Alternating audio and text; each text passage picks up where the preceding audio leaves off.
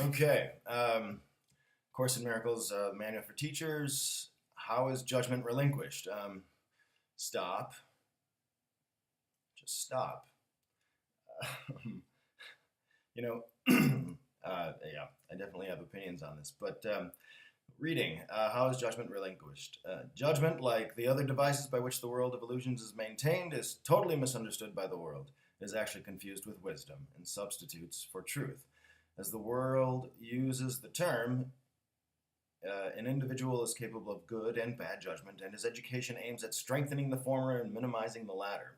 There is, however, considerable confusion about what these categories mean.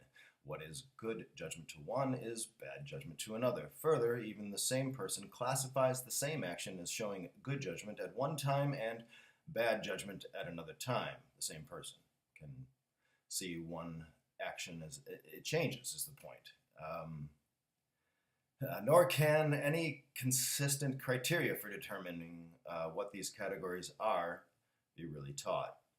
At any time, the student may disagree with what his would-be teacher says about them, and the teacher himself is inconsistent in what he believes. Good judgment in these terms does not mean anything. No more does bad. It is necessary for the teacher of God to realize not that he should not judge, but that he cannot. Trying to understand a problem is not how you fix a problem. There's this reoccurring theme in here about it, and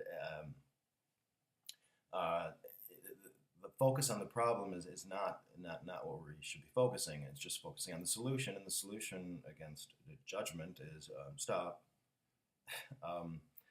Later on, it'll get into this 6. It is not difficult to relinquish judgment, but it is difficult indeed to try to keep it, is the idea. But reading on, let's see what the teacher of teachers here has to say. Let's see here. In giving up judgment, he merely gives up what he did not have. He gives up illusion, or better, he has an illusion of giving up. He didn't have it in the first place. He has actually merely become more honest. Recognizing that judgment was always impossible for him, he no longer attempts it. This is no sacrifice.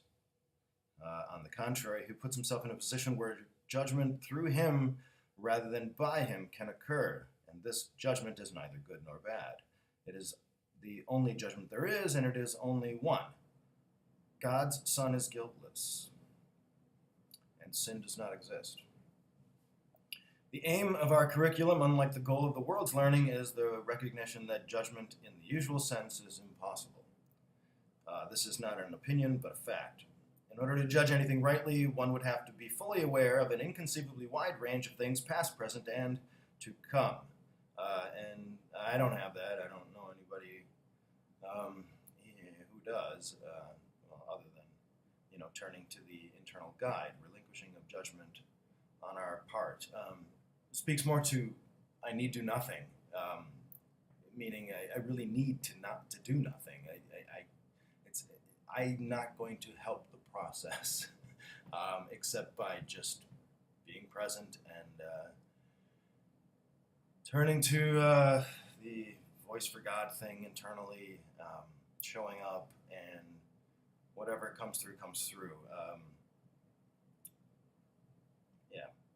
Okay, one would have to recognize in advance all the effects of his judgments on everyone and everything involved in them in any way, and one would have to be certain that there is no distortion in his perception, so that his judgment would be wholly fair to everyone on whom it rests now and in the future. Who is in a position to do this? Who, except in grandiose fantasies, would claim this for himself? Remember how many times you thought you knew all the facts, quote-unquote, you needed for judgment, and how wrong you were, indeed. My experience as well.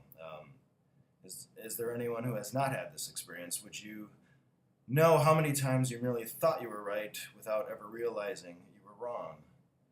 Why would you choose such an arbitrary basis for decision-making? Wisdom is not judgment. It is the relinquishment of judgment. Make then but one more judgment. It is this.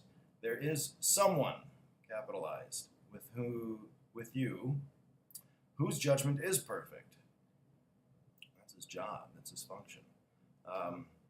He does know all the facts, past, present, and to come. He does know all the effects of his judgment on everyone and everything involved in any way, and he is totally fair to everyone, for there is no distortion in his perception. Therefore, lay judgment down, not with regret, but with a sigh of gratitude.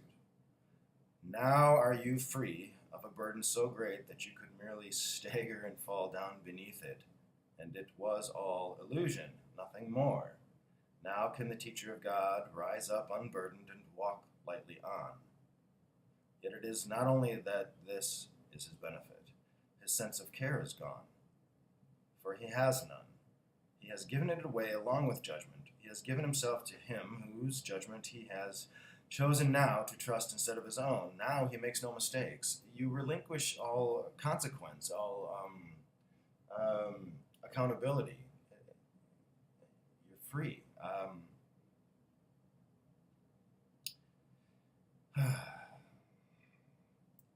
His guide is sure, and where he came to judge, he comes to bless. Where now he laughs, he used to come to weep. It is not difficult to relinquish judgment, but it is difficult indeed to try to keep it. The teacher of God lays it down happily the instant he recognizes its costs. All the ugliness he sees about him is its outcome, all of the pain he looks upon is its result, all the loneliness and sense of loss, of passing time and growing hopelessness, of sickening despair and fear of death, all these have come of it, and now he knows that these things need not be. Not one is true, for he has given up their cause, and they, which never were but the effects of his mistaken choice, have fallen from him.